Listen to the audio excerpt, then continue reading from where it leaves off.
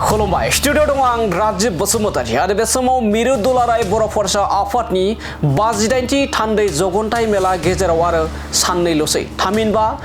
बोहैथि दाननि एबा फेब्रुवारि खालारनि 5-6 खालाराव मिरु दुलाराय बर' फरायसा आफादनि 58थि थान्दै जखन्थाया उदालगुरि जिल्लानि सिङाव थानाय टंला सोलोंथाइ फोथाराव सानथामनि हाबाफारिजों मेहेरगोनाङै जानो थांगासिनो दं आरो बे समाव मा हाबाफारि लागोन बेखौ लानानैनो मिरु दुलाराय बर' फरायसा आफादनि आफादगिरि दिपेन बर' बिथाङा गोबां मानि बाथ्रा बुंथिदों आरो बे समाव बे थान्दै जखन्थाइ 58थि मिरु दुलाराय बर' फरायसा आफादनि थान्दै जखन्थाइनि गेजेरजोंनो गोबां बर' हारिनि एबा बर' हारिनि राव हारिमु थुनलाइ सोलोंथाइ बायदि बिथिंनि जा इसु बेखौ लानानै सावरायनायजों लोगोसे थांनाय 2020 मायथाइनि 27 जानुवारि खालारनि गेजेराव जा बर' हारिनि गेजेराव थामथि बिटिआर गोजोन गोरोबथा जायो बेखौ 100% एबा बिनि दफाफोरखौ 100% मावफुंनायनि इस्युआथ' दंखायो नाथाय बेनि गेजेरजोंबो आरो गोबां माने जोंनि माखासे इस्यु बर' हारिनि इस्युखौ लानानै सावरायनाय जागोन होननानै एबा बे थान्दै जखन्थायाव गोख्रोङै सावरायनाय जागोन होननानै एबा थांखि लानाय जागोन होननानै बे समाव मिरु दुलाराय बर' फरायसा आफादनि आफादगिरि दिपेन बर' बिथाङा फोरमायो। दानिया फैदो बिदिब्ला मिरु दुलाराय बर' फरायसा आफादा 58थि थान्दै जखन्थाइनि गेजेरजों मा हाबाफारि लागोन बेखौ लानाय खौरांगिरिनि मेलनि गेजेरजों मा बाथ्रा बुंथिदों जों बेखौ नोंथांमोननि गेजेराव लाना फैदिनि। फरायसा आफादनि 58थि थान्दै जखन्थाइ आरो बेनि जे जोंहा सम सान होखानाय बायदियै फैगौ 5, 6 आरो 7 टंला बे कलेजनि गेवलां फोथार जेखौ जों सोलोंथाइ फोथार होननानै होदों बे सोलोंथाइ फोथाराव बेखौ जोङो खुंफुंनो थाखाय गासै बिथिंनि जिखिनि थाम-थिम खालामनांगौ जों बेखौ खालामगासिनो दङ आरो बेयाव मोनसे स्ट्रं जोंहा बानजाय आफाद दानानै लानाय जादों। आंजों लोगोसे जोंनि बानजाय आफादनि चेयारमेन मानगोनां दिपेन बर' टंला कलेजनि बिथाङा एसिस्टेन्ट प्रफेसर आरो लोगोसेनो उदालगुरि जिल्ला एबसुनि आफादगिरि कर्नेलियास दैमारि दङ। बे सानथामनि हाबाफारिखौ खुंनो थाखाय बानजाय आफादा गासै बिथिंजों दा फुल फ्लेजेड मोनसे प्रिपेरेसन खालामगासिनो दङ। मिजिंथिदों बे हाबाफारिया मोजाङैनो मोजां आनान गसाइनि अननायाव जालांगोन आरो लोगोसे गासै टंला ओनसोलजों लोगोसे उदालगुरि जिल्लानि आरो गुबुन गुबुन जिल्लानि आइ आफा रायजो राजानि अननाय आरो बिथांमोननि आशीर्बादखौ मोनगोन। जोङो सारा आसामनिफ्राय गासै 3,000नि बारा जोंनि डेलिगेट्स आरो अबजार्भारफ्रा फैगोन जेराव डेलिगेट हिसाबै डेलिगेटआव बाहागो लागोन अबजार्भार महरै जोंनि लिटारेरि कम्पिटिशन जोंनि स्पर्ट्स कम्पिटिशन जोंनि कालचारेल कम्पिटिशन आरो जोहोलाव बालिराम बर' भलिबल कम्पिटिशन गायदे हेलेना काबादि कम्पिटिशन बायदिसिना कम्पिटिशनाव बिथांमोना बाहागो लागोन। दा गिबि हाबाफारि बायदियै फैगौ 5 फेब्रुवारि आरो साननैनि उनावनो जोंनि हाबाफारिया जानो थांगासिनो। मार्टियार महन्त रामसियारि जि मेन गेट बिखौ बेखेवनायनि उनावनो गासै जोंनि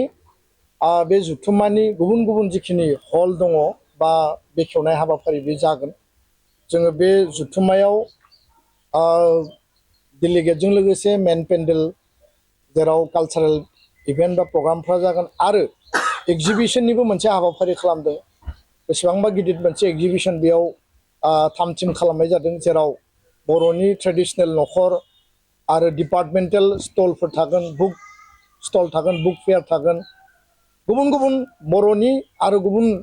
बायदिसिना जिखिनि मुवा बेसादनि मोनसे बेयाव ट्रेडिशनेल आरो कमार्शियेल मोननै लेभेलनि एक्जिबिशननि स्टलफोरखौ बेयाव नुनो मोनगोन आरो बयबो जाहाथे बाहागो लागोन आरो नायफैगोन। गुबैयै 5 तारिख खालि मुल दरजाखौ बेखेवनायनि उनाव जोंहा 2 बाजियाव रेजिस्ट्रेसन दङ डेलिगेट आरो अबजार्भारनि बेनि उनाव 5 बाजियाव गोजोन खौसेथि आरो गोरोबलायनाय बिदा फंबाय सानलायनाय बिनि मोनसे लेम्प लाइटिं अफ लेम्प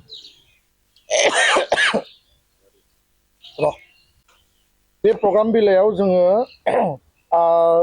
आथिखालनि बिटिसिनि मानगोनां इएम रबिराम नार्जारि बिथांखौ जों हांख्रायदों आरो बिटिसिनि आथिखालनि इएम लोमसाव दैमारि बिथांखौ हांख्रायदों। लोगोसेनो आसामनि मन्त्रि मानगोनां सरन बर' बिथांखौबो जों हांख्रायदों दा बेखायनो जोंनि इन्टारेस्टआ जाबाय जों बयखौबो जगाजग खालामदों बयखौबो कनसेन्ट लानो नाजादों आरो जायफोरजों जगाजगा जादों रायलायनाय जादों जोंहा बिथांमोननि मुंखौ जोङो कनसेन्टनि गेजेरजों थिसननाय जादों गोबांखौनो जों हांख्रायदोंमोनबाबो जोङो माखासेनिफ्राय जोङो कनसेन्टखौ मोननो हायाखै बेखायनो जाय बिथांमोनखौ जगाजग खालामबाय बिथांमोनखौ जोङो कुनु बेयाव पलिटिकेल माने बेबायदि परिबेस जोङो माने सानाखै बा लाबोनो नागिराखै खोथाया जाहैबाय जोङो बड'लेण्डनि बिटिआरनि मोननै आनसलिक प्रधान दल बिपिएफ आरो इउपिपिएल बर' हारिनि सार्थआव सावरायलायनानै आवगायलांनायनि खोथाखौ जों सिगाङावबो बुंदों दिनैबो बुंदों उनावबो बुंगोन आरो ज' आवगायलांनो हायो नामा बेखायनो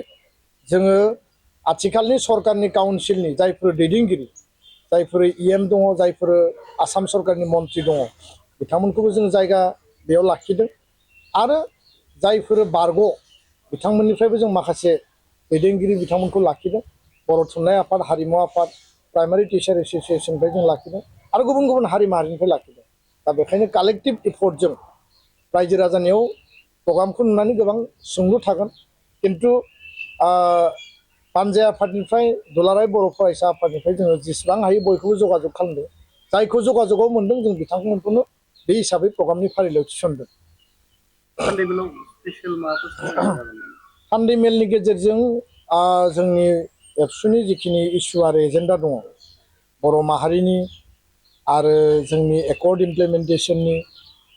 बड'फानि जिखिनि सान्थौ आरो सानस्रि बेखौ जोङो बिथा खालामनानै जोंनि संबिजितनि जिखिनि माने बेयाव क्लजफोर दङ बेखौ जोङो बिथा खालामनानै माहारियाव गोनां जानाय जिखिनि जोंहा इस्युस आरो एजेन्डासफोर दङ बेखौ जों डिटेलि सावरायगोन जिल्ला आफादफोरनिफ्राय गोबां माखासे डिसकासननि रेजुलेसन अलरेडि जोङो मोनबाय जोंहा स्क्रुटिनि कमिटिया बेखौ स्र' खालामनानै दोनदों बेखौ डेलिगेट हाउसआव जोङो एजेन्डा हिसाबै लांगोन आरो सेन्ट्रेल कमिटिया सेन्ट्रेल वर्किं कमिटियाव डिटेल डिसकास खालामगोन जे बबे बबे जातीय एजेन्डाखौ लानानै फैबाय थानाय समाव एबसुआ हाबा मावलांगोन स्टेन्डिं रेजुलेसन दंखायो जे बर' गोजोन गोरोबथाखौ 100% मावफुंनांगौ सिमा बारायनांगौ समस्ति बारायनांगौ मर अट'नमि डाइरेक्ट फाइनान्सिं होनांगौ बर' कसारि काउन्सिलनि पुर्नांग मर्यादा कार्बि आंलंनि एसटि हिलनि इस्यु स्कुल प्रभिन्सियेलाइजेसन जोंनि जिखिनि इनफ्रास्ट्राक्चार इन्स्टिटिउसन गायसननाय जोंनि जि टेट आनजाद खुंनायनिफ्राय लानानै स्कुलाव खालि जानानै थानाय कलेजाव खालि जानानै थानाय भेकेन्ट पस्टफोरखौ फिलआप खालामनाय बर' मिडियामनि जिखिनि दा एनरलमेन्ट खमायलांनाय मार्जार खालामनो नागिरनाय बे इस्युफोरा दा जोंनि थाखाय माने प्रधान इस्यु आरो हारिमु बिथिङाव रांखान्थि बिथिङाव सामाजिक बिथिङाव बड'फा mission for sustainable change mission quality education बेखौ जों बोरैहाय लांनो आरो गासै बर' माहारिनि कालेक्टिभ जिखिनि कमप्रिहेन्सिभ जि जोंहा जौगानायनि जि खोथा दङ बे गासै बाथ्राफोरखौ डेलिगेट थान्दै बिथांमोना रेज खालामगोन स्टेन्डिं रेजुलेसन डिस्ट्रिक्टनि रेजुलेसन लानानै जों आवगायलांगोन